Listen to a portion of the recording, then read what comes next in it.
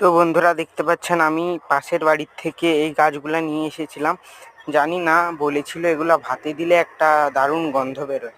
তো আমি নিচের পাতাগুলা সরিয়ে নিয়েছি যত দূর রুট আছে, তারপরে এগুলাকে মাটিতে বসাবো। তার আগে এখানে আমি কিছু মকার দানা ফেলেছিলাম যাতে গাছ হয়েছে, এবং সেটাকে আমি এখন অন্য একটা জায়গায় ট্রান্সফার করব, কারণ আমার কোনো জায়গা নেই লাগানোর।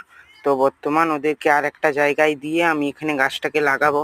তো দেখতে পাচ্ছেন এখানে রুট চলে এসেছিল, তো আমি ভুল করে ফেলেছি, আর কি করার আছে। তো গাছটাকে বসিয়ে ভরপুর জল দিয়ে দিতে হবে। তারপরে এখানে দেখতে পাচ্ছেন আমি এটাকে ভরপুর জল দিয়ে দিয়েছি এবং ছায়ায় রেখে দেব। দেখুন কত সুন্দর ড্রেন আউট হয়েছে। এখানে কিছু পেঁয়াজের চারা সেদিন বসিয়েছিলাম, সেখানেই দিয়ে দিয়েছি, জল দিয়ে দিয়েছি। হলে আপনাদের আপডেট